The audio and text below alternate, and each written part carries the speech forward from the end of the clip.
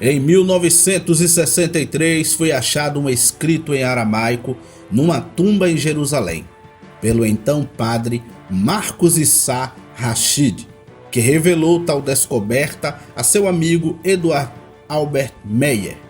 Segundo Rashid, eles estariam diante da verdadeira tumba de Emanuel, chamado por muitos de Jesus o Cristo.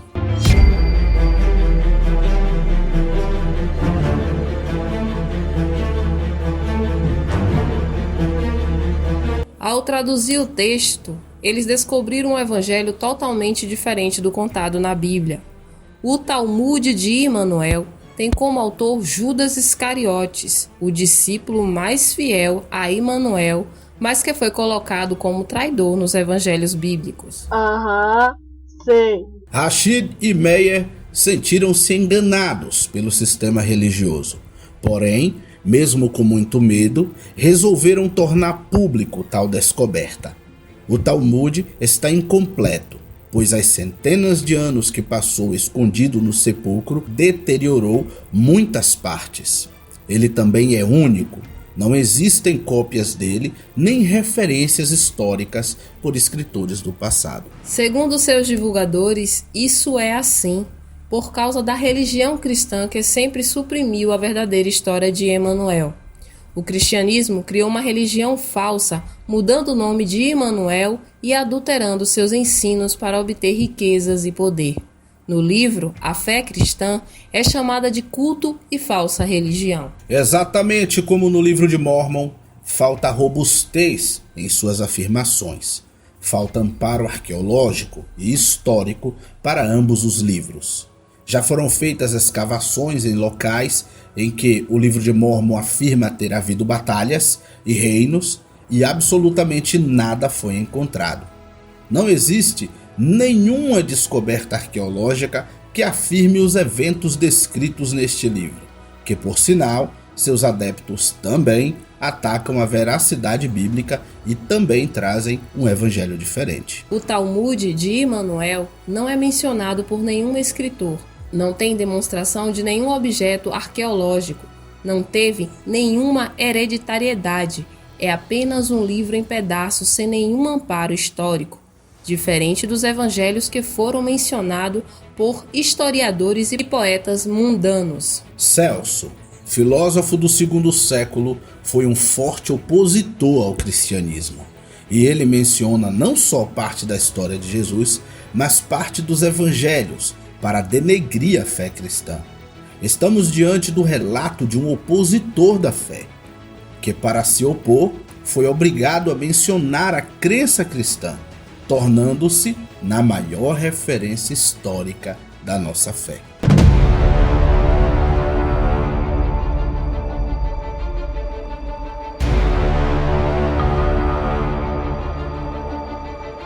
Flávio Joséfo, historiador judeu do primeiro século, não era cristão, mas foi obrigado a citar não só Jesus em seus relatos, mas parte de seus ensinos, como, por exemplo, a profecia da queda de Jerusalém, descrita em Mateus 24.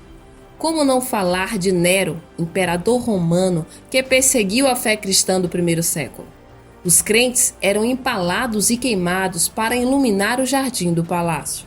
Que conspiração poderia nascer em meio ao apedrejamento por parte dos judeus, a espada, a fogueira e os leões e os empalamentos por parte do Império Romano? A igreja nasceu em meio ao caos e à dor. Os apóstolos foram executados, assassinados pelos judeus e o Império Romano. Deram testemunho com seu próprio sangue e não com palavras inventadas. Flávio Joséfo, Celso, Filon, dentre outros, contam como eram martirizados os cristãos e os apóstolos. A igreja era perseguida e oprimida, não poucas vezes. O Império tentou exterminar o cristianismo e não conseguiu. Temos mais de 30 mil cópias dos evangelhos escritas em diversas línguas, datando desde o primeiro século até o nono século. Temos achados arqueológicos que provam tudo o que falamos desde os evangelhos até a vida cristã e seus costumes. em sua maioria achados por opositores da fé e não por crentes.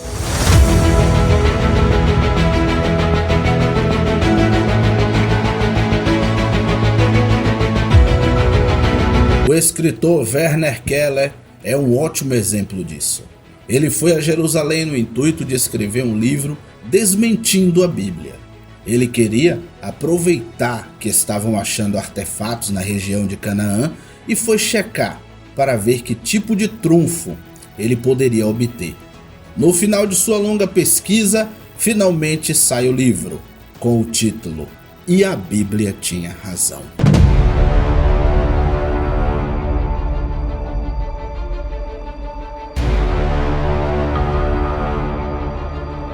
No prefácio do Talmud de Emanuel, seu tradutor conta com desdém e certo rancor que a história de Emanuel foi suprimida pelo poder da igreja, que a igreja junto com os judeus e os governantes se aliaram para criar a história de Jesus, a maior conspiração de todos os tempos. A que ponto chegamos, né? Mas como mencionado, a igreja nunca foi aceita, nem por Israel nem pelo Império, antes era assassinada por ambos. Essa gafe, por si só, já seria motivo de rejeição do livro, mas alguns incautos, sedentos por misticismo, insistem em abraçar essa falsa história. O Talmud segue a linha do gnosticismo, criando pseudoepígrafos para dar crédito às suas afirmações. Judas Iscariotes morreu enforcado, não só como a tradição cristã diz, mas como as provas arqueológicas sugerem. O campo de sangue comprado com as 30 moedas de Judas está lá em Israel, como lugar amaldiçoado até hoje. Mas os gnósticos afirmam que ele não morreu e que escreveu o Evangelho de Judas, que é totalmente diferente do Talmud de Emanuel. E agora dizem que ele escreveu o próprio Talmud de Emanuel. Ambos têm em comum uma única coisa: afirmam ser o único evangelho verdadeiro. É uma cilada. Mais uma vez, a arqueologia e a história estão a favor da igreja. O evangelho mais antigo relatando a história de Jesus foi achado no rosto de uma múmia do primeiro século. A datação por carbono coloca esse papiro e sua tinta entre os anos 60 a 80 depois de Cristo, mesma data dos restos mortais. A parte achada do Evangelho é idêntica ao que temos em mãos. A data do Talmud de Emanuel já foi testada por carbono 14? Eu não sei. Se sim, ele é de que século? Se não, como ter certeza de que ele não é uma fraude? Quem é adepto desse livro deveria investigá-lo com o mesmo rigor que criticam a Bíblia. Mas não o fazem, porque seu único intuito é ser do contra. Foram achados em Nag Hammadi, no Alto Egito, vários códices contendo várias versões dos evangelhos. A maioria falsificada. O Evangelho de Tomé, Maria Madalena, Judas Iscariotes, Apocalipse de Pedro, Apocalipse de Adão, dentre outros escritos sem nenhuma comprovação histórica. Tais escritos trazem doutrinas completamente diferentes das encontradas nos 4 evangelhos da Bíblia, muitas vezes se contradizendo, e datam sempre do meado do 2º século para frente. Eles fazem parte de uma seita antiga chamada de gnosticismo. Dentro do cristianismo sempre surgiram seitas, querendo modificar o que não gostavam na fé cristã. Por exemplo, havia os nicolaítas, que praticavam swing, trocando de esposas uns com os outros de vez em quando. Havia os judaizantes, que afirmavam que para ser salvo deveria virar judeu primeiro. E ainda no tempo apostólico chegou na igreja os gnósticos. Desde sua chegada, eles começaram a introduzir na fé cristã conceitos gnósticos. Afirmações como: o Deus do Velho Testamento não é o Deus verdadeiro, é o diabo.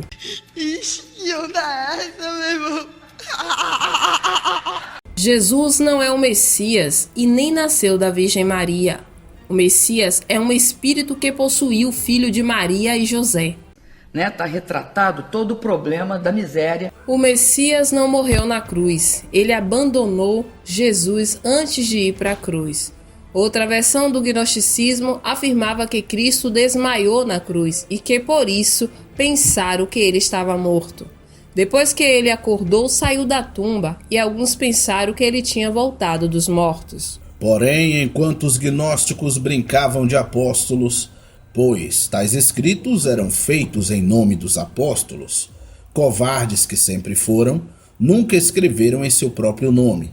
Os verdadeiros cristãos estavam sendo levados aos leões, às fogueiras e às espadas. Os discípulos dos apóstolos combateram o gnosticismo firmemente, não só por causa dos pseudos epígrafos, ou seja, falsos títulos, que eles produziam, fazendo-se passar por Pedro, Tiago, Paulo, Tomé, dentre outros personagens da nossa fé, mas por causa de loucuras introduzidas dentro da igreja, tais como as mencionadas aqui e encontradas também em Emanuel. No famigerado Talmud, diz que um ser celestial chamado Samyaza cruzou com uma mulher da terra, e esta gerou Adão, o pai de todas as pessoas brancas. Que demais! Esse tal Samyaza seria um extraterrestre, vindo de uma constelação distante. Mas essa fala chamando-o de extraterrestre não faz parte do texto original em aramaico. É uma interpretação dos tradutores. No original, a palavra é anjo, filho celestial ou sentinela, que também pode ser traduzida como vigilante ou guardião. No Talmud de Emanuel, Maria criava 3 crianças órfãs e seu filho com o anjo Raziel, que depois é dito que Gabriel, filho de Raziel, na verdade havia copulado com ela. Sendo assim, nesse evangelho, Emanuel é filho do anjo Gabriel com Maria. É o quê? Você é louco, cachoeira? Isso no texto original. Na versão moderna, os tradutores violentam o texto sem nenhum pudor, chamando os anjos de extraterrestres o tempo inteiro.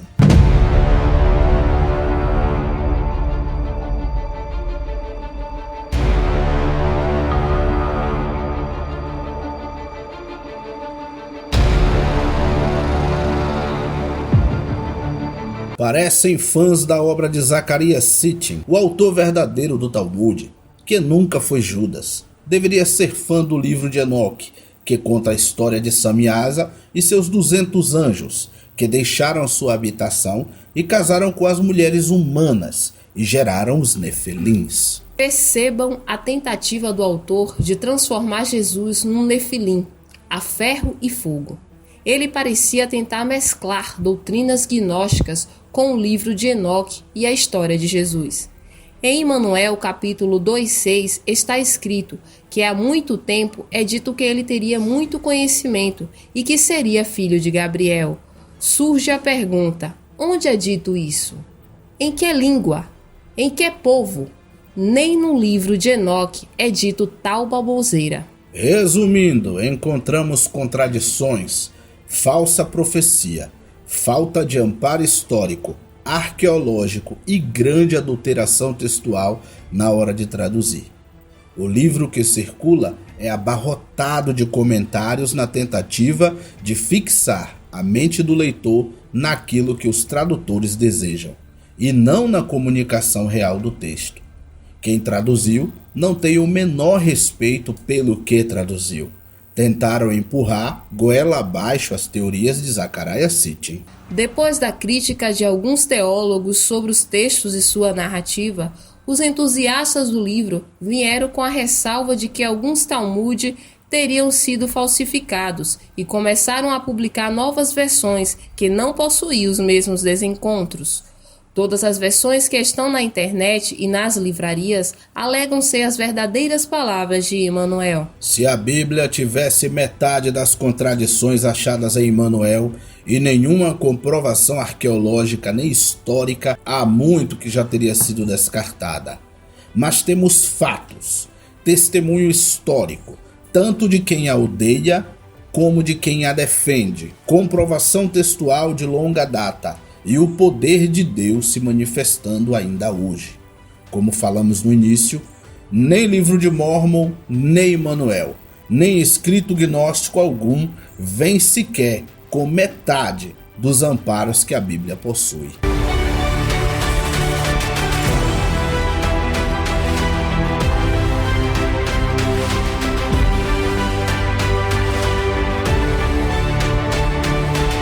É irracional supor que os judeus e o Império Romano se uniriam à Igreja no complô contra o mundo. Quem acredita nisso não tem o menor conhecimento histórico. São pessoas leigas, sedentas por misticismo. O livro de Emanuel é tão forte e tem tanto amparo histórico que nenhum opositor da Bíblia jamais cogitou usá-lo como contraponto. É falho, é fraco, inconsistente. É falso!